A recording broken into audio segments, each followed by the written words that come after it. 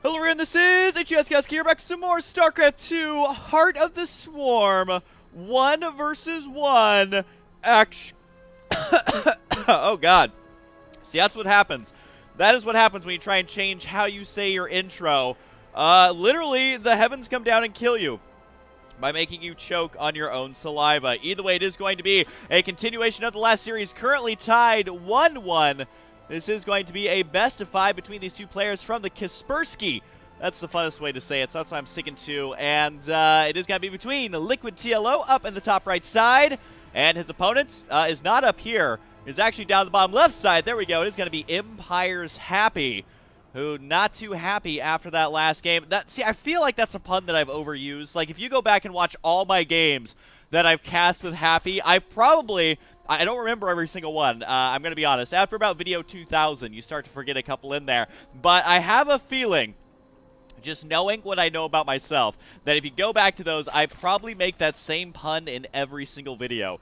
Just saying, guys. I don't know why you're coming into this with high expectations, but I'm sorry to let you down. Either way, it does like the Overlords. Got to be moving out. Pretty standard schmander. We do have Happy. Got to be going for a wall-in with a barracks first, which means he'll drop his second depot there before he goes for a command center. This time, though, he does have a refinery after barracks, which means that he could still very well go for an early Reaper and be able to begin harassing with that. We'll probably, I would assume, put 3 SCVs on that as soon as it's done, although he's going to have the timing kind of mapped out in his head perfectly. There goes the extra SCV and the third one right there. No big deal for TLO as long as he actually gets out a couple Zerglings, which would also be standard. I would be kind of surprised to see a really early third base out of TLO here. And by really early, I mean before spawning pool. There's going to be the spawning pool on the way. Not that you can't do three bases this early in the game. It's kind of a risk, especially on such a small map, especially since a Terran player knows where you're going to spawn. That's something you always have to think about as Terran, as Zerg, and as Protoss. Every single game you have to realize, okay, is it a 4-player map? Is it a 2-player map? That increases the chance of certain type of builds, and you definitely have to realize what you are vulnerable to. The Overlord right there is going to be scouting the entrance, and I believe saw everything. Well, he did see the supply depot and the barracks here. That's going to be enough for him to know that there's already another depot, because literally he could not make more units unless he had another depot. And I have a feeling that TLO knows that Empire Happy is good enough not to get supply blocked by the second depot. That's just my guess. We've got the Reaper going to be moving on. The Overlord spots it right away. Now, TLO already had the Lings on the way, so he's not going to be too shocked by this, but the fact that he saw which angle it's coming from, the exact timing of it, once again, he has that advantage where he kind of knows what's going on, which kind of carried him in the last game. Now, you do have the Reaper going to be moving on up here. 2 Lings, 2 pairs of Lings, I should say, are already done. I don't think too many drones are actually a threat here, because if, drones out there trying to get this around, because if a drone gets too low, he's just going to turn it into an extractor anyway, and that's really no net loss for him. Now, of course, Happy right here isn't really going to try and kill too many drones. Instead, he's just going to mostly get scouting in. Sure, he can kill maybe these 2. Is he actually going to get that drone? He might actually get one, although the AI on that Reaper not helping him out any, and he decides not to turn around for that drone. Second Reaper is here, though. That Reaper almost missed Micro to his death. Will survive for now, as the drones are going to go back to work. I wouldn't say happily going back to work, but it's kind of like going to work when you had the flu. It's like, yeah, I'm making money, but at the same time, I'm also bleeding out of all of my orifices, which that's probably a little bit worse than the flu, let's be honest. But either way, 2 Reapers right now. Got to try and harass this just a little bit. We do have 2 Lings over here.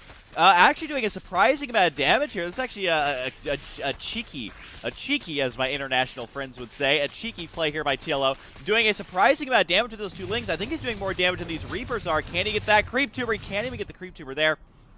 Honestly, everything is going into TLO's favor. You can see that the Reapers are slowly regenerating that HP. They do have to sit back, though, until they are at full HP before they can really do all that much. And the factory is going to go ahead and land. However, the Lings have seen everything, and they've also dealt lots of damage here. So I can't help but feel like after that first game, TLO was like, all right, I got to play a serious game. Took his early game very seriously, and is now making Happy kind of not very happy. Oh, I used the pun again. Got to get away from those puns, man.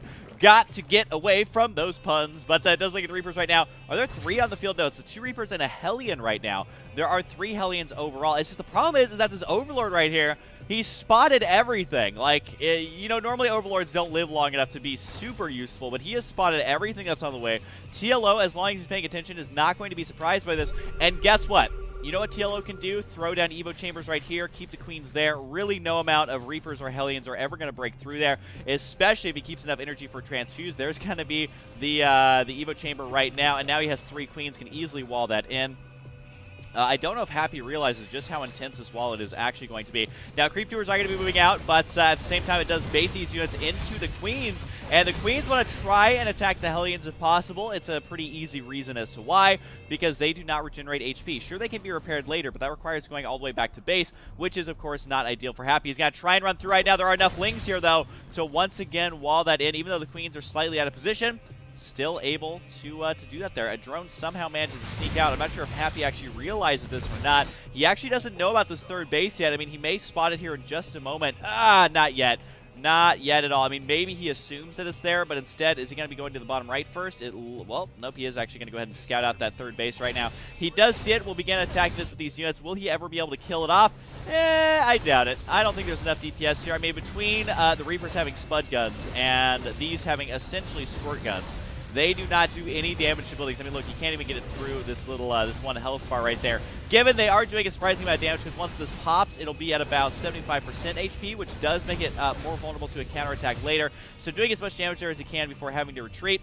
That might be, you know, a drop or a Marauder run by or something like that. We'll be able to snipe that a little bit later, but definitely not going to be killing it just yet, which wasn't really Happy's plan. Whoa, Happy actually going for siege tanks right now.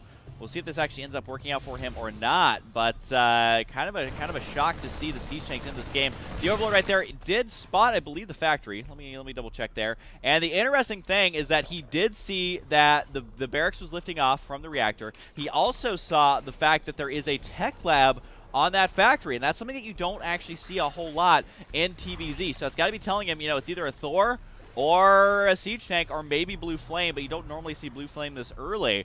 Transformation servos look so cool. We rarely see that upgrade, but it does look awesome regardless. Either way, the Lynx are going to go ahead and move on out, and TLO at this point is just thinking, okay, well, where's the third base? What's going on here? Viking has been spotted by TLO. That super useful Overlord still being useful till the minute he died. I would say the day he died, but let's be honest, all these Overlords are probably going to die today. That's just kind of how it goes. But either way, down to the last minute he was alive was useful, was able to spot that Viking. Oh, Hellion Reaper over here getting completely surrounded. The Hellions have no way to escape. The Reapers can jump up and down the cliffs if they want to. That Reaper wanted to, but didn't quite make it. His jetpack running out of fuel there, it looked like, as he does get taken out mid-jump. But the fact that he sees a Viking is very, very important, because he knows that that starport, well, number one, is in existence, and number two, the fact that he spent time getting a Viking, it lets you know that there may be some fishiness going on.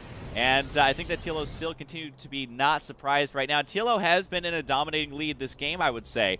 And he's got the 3 bases. He knows he's going up against siege tanks. He knows that Marines are on the field. And there's not even any combat shields. Sure, there's stim, but there is going to be delayed combat shields right now.